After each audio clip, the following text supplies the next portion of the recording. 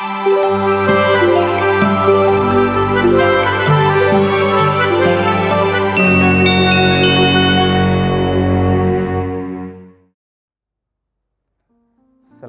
Hari Raya Kemerdekaan Republik Indonesia.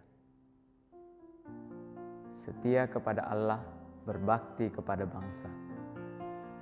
Saudara-saudariku yang terkasih, setiap tanggal 17 Agustus bukan hanya peringatan sejarah. Bagi kita yang beriman, ini adalah saat bersyukur atas rahmat Allah yang bekerja dalam hidup bangsa Indonesia. Pembukaan Undang-Undang 1945 sendiri mengakui bahwa kemerdekaan adalah karunia dari Allah yang Maha Kuasa. Perayaan kemerdekaan ini sekaligus menjadi kesempatan bagi kita untuk mengecek diri kita. Apakah kemerdekaan yang sudah kita terima ini kita gunakan untuk memuliakan Tuhan, atau justru memuaskan keserakahan dan kesombongan kita sendiri? 3 bacaan kitab suci hari ini membantu kita memaknai kemerdekaan yang sesungguhnya. Hari ini, kitab Sirach mengajarkan kita tentang hakikat kekuasaan. Pemerintahan yang tertib dan makmur bukan datang dari kekuasaan senjata atau banyaknya harta, melainkan dari kebijaksanaan para pemimpin yang takut akan Tuhan. Sirach mengatakan bahwa Tuhanlah yang menguasai pemerintahan di dunia dan mengangkat orang yang pantas memimpin pada waktunya. Artinya, kekuasaan di Indonesia maupun di negara manapun sebenarnya bersumber dari Allah. Namun, Sirach juga memberi peringatan sangat keras. Ia bilang bahwa karena kelaliman, kesombongan, dan kekayaan yang tidak adil, suatu pemerintahan bisa digulingkan dan digantikan dengan yang lain. Bagi para pemimpin kita saat ini adalah peringatan rohani. Jabatan publik adalah amanah yang harus dijaga, bukan warisan keluarga atau sumber kekayaan pribadi. Indonesia yang sudah merdeka puluhan tahun akan tetap utuh kalau pemimpinnya memimpin dengan rendah hati, jauh dari korupsi, dan menyadari bahwa kekuasaan adalah anugerah dari Tuhan untuk mewujudkan kebaikan bersama. Saudara-saudariku yang terkasih, surat pertama Rasul Petrus selanjutnya membawa kita pada dimensi yang lain, yaitu etika kemerdekaan. Surat ini ditulis untuk umat Kristen yang hidup sebagai kelompok di bawah pemerintahan Kekaisaran Romawi. Meski begitu, Rasul Petrus mengajarkan bahwa kita harus taat pada pemerintah, asalkan ketaatan itu dilandasi oleh cinta kepada Tuhan. Kata kuncinya adalah tunduk karena Allah. Kita taat bukan karena takut dihukum, tapi karena kita mengakui bahwa tatanan sosial juga adalah ciptaan Allah yang patut dihormati. Namun yang paling menguatkan hati adalah ayat yang mengatakan, hiduplah sebagai orang merdeka, tapi jangan menggunakan kemerdekaan untuk menutupi kejahatan. Hiduplah sebagai hamba Allah. Di sini Petrus meruntuhkan anggapan bahwa merdeka berarti bebas dari segala ikatan. Sebaliknya, kemerdekaan sejati adalah kebebasan untuk melayani. Bagi kita semua warga Indonesia, ini berarti bahwa merdeka dari penjajahan bukanlah tujuan akhir. Merdeka adalah titik awal untuk menjadi warga negara yang bertanggung jawab. Kita tidak boleh menggunakan kebebasan untuk menyebarkan kebencian, memecah belah bangsa, atau mementingkan golongan kita. Kita harus menggunakan kemerdekaan untuk membangun persaudaraan dan keadilan. Penginjil Matius menampilkan kepada kita kisah Yesus dijebak oleh pertanyaan soal pajak kepada kaisar. Orang Farisi dan Herodian mencoba memaksa Yesus memilih antara setia kepada Allah dan setia kepada negara. Tapi Yesus melampaui pertanyaan itu.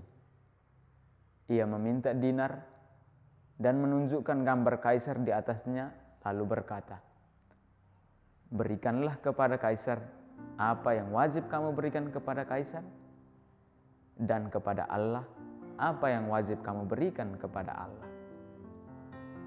Banyak orang menafsirkan ini sebagai pemisahan antara agama dan negara.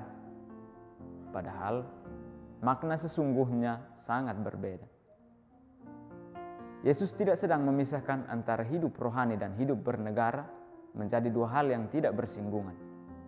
Sebaliknya, Yesus menegaskan bahwa segala kewajiban kita sebagai warga negara, seperti membayar pajak atau menghormati hukum, harus diletakkan di bawah tuntutan mutlak kepada Allah.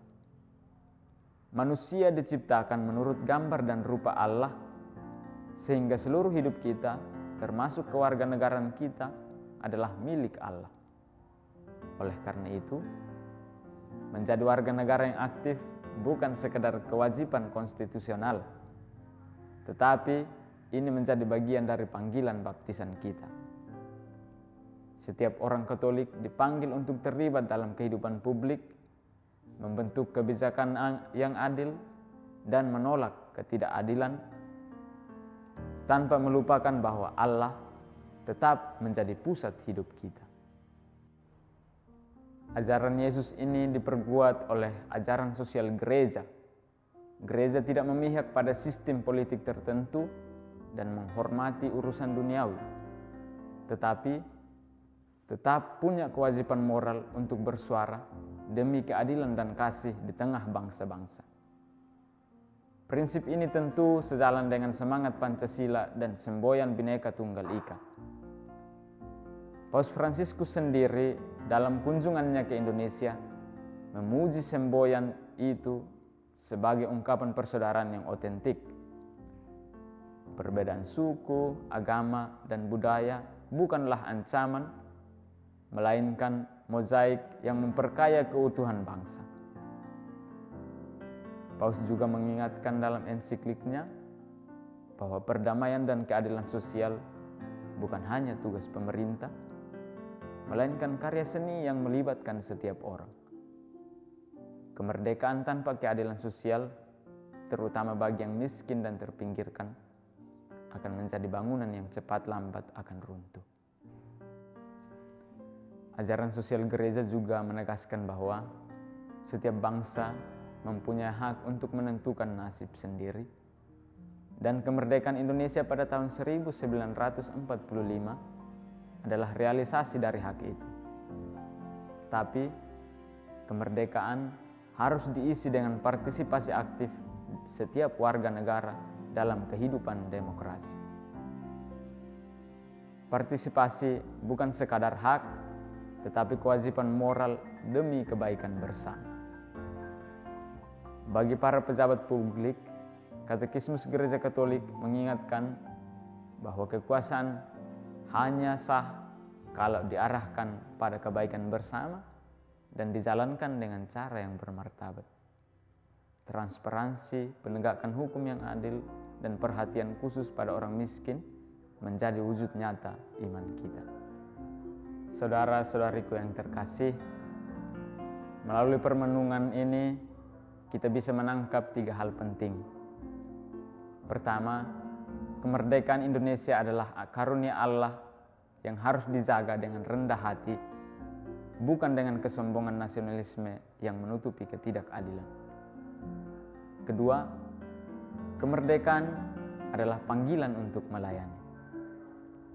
Kita merdeka bukan untuk diri sendiri, tapi untuk menjadi hamba Allah dengan cara peduli kepada sesama, terutama yang lemah dan menderita. Ketiga, kemerdekaan harus dihidupi dalam persatuan. Kita tidak merdeka sebagai individu yang mementingkan diri sendiri, melainkan sebagai anggota satu tubuh bangsa yang dijiwai oleh kasih dan keadilan. Semangat ini telah lama diagungkan oleh pahlawan gereja kita, Monsinyur Albertus Sugio Pranata, 100% Katolik, 100% Indonesia. Iman yang murni justru mendorong pengabdian total kepada tanah air. Kini di usia kemerdekaan bangsa kita yang ke-81, marilah kita sadari bahwa setiap doa yang kita panjatkan, pajak yang kita bayar dengan jujur, kerjasama yang kita lakukan, dan setiap suara yang kita angkat untuk kebenaran adalah persembahan yang harum di hadapan Tuhan. Kemerdekaan bukan tujuan akhir, melainkan ladang rahmat di mana kita dipanggil untuk mencintai Tuhan dengan segenap hati dan mengabdi kepada Ibu Pertiwi dengan segenap jiwa. Semoga Roh Kudus senantiasa membimbing bangsa kita sehingga Indonesia yang berdaulat, adil dan makmur bukan lagi sekadar cita-cita di atas kertas, melainkan kenyataan yang dirasakan oleh setiap anak negeri. Merdeka dalam kasih, merdeka untuk mengabdi bagi sesama. Amin.